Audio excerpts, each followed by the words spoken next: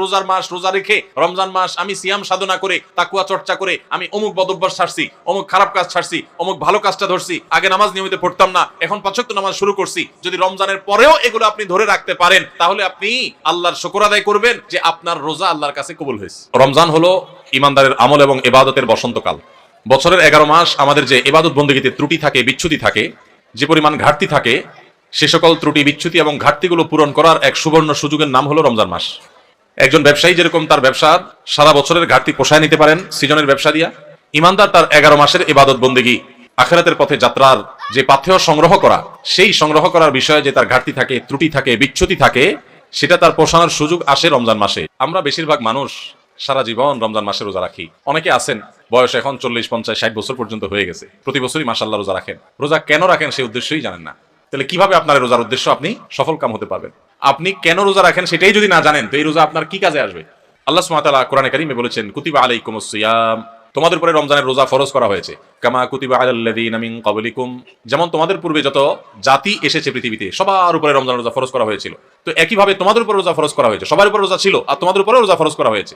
তো রোজা কেন ফরজ করা হয়েছে? লাআল্লাকুম তাত্তাকুন, আশা করা যায় এই সম্ভাবনা তৈরি হবে যে রোজা রাখলে তোমরা তাকওয়া অর্জন করতে পারবা, মুত্তাকি হতে পারবা। তাকওয়া অর্জন করা আর মুত্তাকি হওয়ার মানে হলো আল্লাহর ভয় থেকে, আল্লাহর প্রতি শ্রদ্ধা থেকে, আল্লাহর সকল আদেশ নিষেধগুলো মেনে চলা, এর নাম হলো তাকওয়া।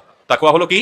আল্লাহর ভয়ে, যে আল্লাহর সামনে দাঁড়াতে হবে, আল্লাহর সমস্ত আদেশ নিষেধ আমাকে মেনে চলতে হবে, সেই চেতনা থেকে আল্লাহর সমস্ত আদেশ সকল নিষেধগুলো থেকে বেঁচে থাকা, সকল আদেশগুলো মেনে চলা আর সকল নিষেধ থেকে বেঁচে থাকা, এর নাম কি? তাকওয়া। রমজানে আমরা রোজা রাখি মূলত এই তাকওয়া অর্জন করার জন্য। তাকওয়া শিখায় আমাদেরকে রোজা।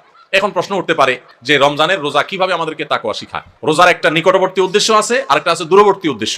আমরা অনেক কাজ করি যে কাজগুলোর একটা প্রাথমিক উদ্দেশ্য থাকে, আরেকটা থাকে চূড়ান্ত উদ্দেশ্য। যেমন আপনি এখান থেকে রিক্সায় উঠেছেন, রিক্সায় উঠে আপনি মেইন রোডে যাবেন, বাড্ডা যাবেন, আফতাবনগর গেইটে যাবেন, রিক্সা উঠেছেন। আপনি আসলে বের হয়েছেন, আপনার মতিঝিলে কোনো কাজ আছে। তো আপনি যে রিক্সায় উঠছেন, আপনাকে কেউ যদি জিজ্ঞাসা করে কই যাচ্ছেন, তখন এটার দুইটা উত্তর হতে পারে। একটা হতে পারে ভাই রিক্সায় চড়ছি, রিক্সায় করে আফতাবনগর যাব, বা রিক্সায় করে বাড্ডা পর্যন্ত যাব। আরেকটা উত্তর হতে পারে ভাই মতিঝিল যাব, কারণ মতিঝিলে আপনি যাবেন, ওইটাই মূল উদ্দেশ্য। তো মতিঝিল গেলেও রিক্সায় তো আর মতিঝিল যাবেন না, রিক্সায় আপনি মেইন রোড পর্যন্ত যাবেন, এরপরে বাসে সিএনজি করে আপনি বা অন্য কোনো কিছুতে করে আপনি মতিঝিল যাবেন। তো এই যে রিক্সায় করে আপনি প্রথমে একটা জায়গা যাবেন, এরপরে আরেকটা গাড়িতে করে আপনি আপনার মূল জায়গায় যাবেন। এই মূল জায়গায় যাওয়াটা হলো চূড়ান্ত লক্ষ্য, আসল উদ্দেশ্য, শেষ উদ্দেশ্য। আর প্রাথমিক উদ্দেশ্য হলো ওই যে মেইন রোড পর্যন্ত যাওয়া। ঠিক একইভাবে রমজানের রোজার দুইটা উদ্দেশ্য আছে। কয়টা উদ্দেশ্য আছে? একটা হলো প্রাথমিক উদ্দেশ্য, আরেকটা হলো ফাইনাল উদ্দেশ্য। প্রাথমিক টার্গেট, প্রাথমিক লক্ষ্য হলো রমজানের রোজার, এর মাধ্যমে আমরা তাকওয়া অর্জন করব, মুত্তাকি হইতে পারবো। আর রোজার শেষ টার্গেট, চূড়ান্ত লক্ষ্য এবং যেখানে শেষ পর্যন্ত যেতে চাই, ওই যে শেষ গন্তব্য যেরকম মতিঝিল যাওয়া, এরকম রোজার শেষ গন্তব্য হলো আল্লাহকে সন্তুষ্ট করে জান্নাতে যাওয়া। এটা হলো রোজার শেষ উদ্দেশ্য, ফাইনাল উদ্দেশ্য। এখন প্রাথমিক উদ্দেশ্যটা যদি আপনি অর্জন করতে না পারেন, তাহলে ফাইনাল উদ্দেশ্যে কখনো আপনি যেতে পারবেন? আপনার মতিঝিলে যেতে হলে আপনাকে মেইন রোড পর্যন্ত, আগে মেইন রোড পর্যন্ত যদি আপনি যেতে না পারেন, তাহলে মতিঝিলে যেতে পারবেন? ঠিক একইভাবে রমজানের রোজা থেকে আগে আপনাকে মুত্তাকি হইতে হবে, আগে তাকওয়া অর্জন করতে হবে। রোজা রাখছেন, মুত্তাকি হইতে পারেন নাই, রোজা রাখছেন, তাকওয়া অর্জন করতে পারেন নাই, তাহলে আপনার ওই মেইন রোড পর্যন্ত যাওয়া হয় নাই। অতএব মতিঝিল পর্যন্ত যাওয়া, অর্থাৎ জান্নাত পর্যন্ত যাওয়া, আল্লাহর সন্তুষ্টি লাভ, সেটাও অর্জন হবে না। আমি কি বুঝাইতে পারছি ভাইরা আমার? তাহলে এই যে রমজান আসছে, রোজা আসছে, প্রতি বছরই তো আমরা আলহামদুলিল্লাহ বেশিরভাগ মানুষই তো রোজা রাখি। আমাদের নিজেদেরকে জিজ্ঞাসা করতে হবে রোজার যে প্রাথমিক উদ্দেশ্য আছে সেটা আমি হাসিল করতে পারলাম কি পারলাম না। যদি আমি রোজার প্রাথমিক উদ্দেশ্য হাসিল করতে না পারি, তাহলে রোজার আসল উদ্দেশ্য যে আল্লাহকে খুশি করে জান্নাতে যাওয়া, সেটা কোনোদিনই অর্জন হবে না। এবার তাহলে আমাদের হিসাব মিলাইতে হবে যে রোজা রাখার পর আমি মুত্তাকি হইতে পারছি কিনা। আসেন একটু আমরা হিসাব মিলানোর চেষ্টা করি ভাইরা আমার।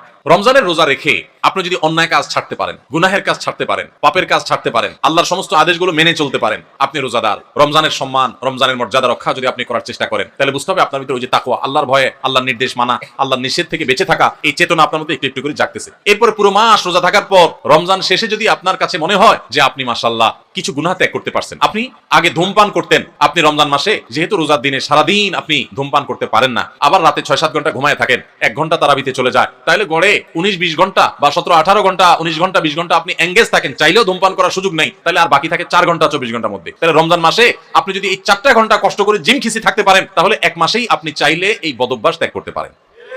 ভাইরা আমার, অনেক খারাপ জিনিস আছে যেগুলো চাইলেই কিন্তু আমরা ত্যাগ করতে পারি এই রমজান মাসে। রমজান মাসে এই হারাম জিনিসগুলো, এই খারাপ জিনিসগুলো যদি আমরা ত্যাগ করার চেষ্টা করি, আমরা যদি পরিকল্পনা করি, রমজান শেষ হয়ে গেছে, আমি একটা খারাপ জিনিস ছেড়ে দিতে পারলাম। আপনি ধূমপানটা ছেড়ে দিতে পারছেন। আপনার আগে মুখ খারাপ হতো, রমজান মাসে না রোজা থেকে আমি মুখ খারাপ করতে পারি না। রোজা আসছে আমাকে ভদ্র বানানোর জন্য, রোজা আসছে আমাকে নেককার করার জন্য, রোজা আসছে আমাকে মুত্তাকি বানানোর জন্য, রোজা আসছে আমাকে নামাজি বানানোর জন্য, রোজা আসছে আমার মুখটাকে সংযত করার জন্য, কন্ট্রোল করার জন্য, আমার চোখটাকে কন্ট্রোল করার জন্য। আমি হারাম জিনিস দেখবো না, খারাপ জিনিস দেখবো না। রোজা আসছে আমাকে ট্রেনিং দেওয়ার জন্য। এই শিক্ষা যদি রমজানের রোজা থেকে আপনি নিতে পারেন, আর রমজান মাস শেষে আপনি যদি চোখে আঙ্গুল দিয়ে দেখাতে পারেন, নিজের বিবেকের কাছে উত্তর দিতে পারেন যে রোজার মাস রোজা রেখে রমজান মাস আমি সিয়াম সাধনা করে, তাকওয়া চর্চা করে আমি অমুক বদভ্যাস ছাড়ছি, অমুক খারাপ কাজ ছাড়ছি, অমুক ভালো কাজটা ধরছি, আগে নামাজ নিয়মিত পড়তাম না, এখন পাঁচ ওয়াক্ত নামাজ শুরু করছি। যদি রমজানের পরেও এগুলো আপনি ধরে রাখতে পারেন, তাহলে আপনি আল্লাহর শুকর আদায় করবেন যে আপনার রোজা আল্লাহর কাছে কবুল হয়েছে।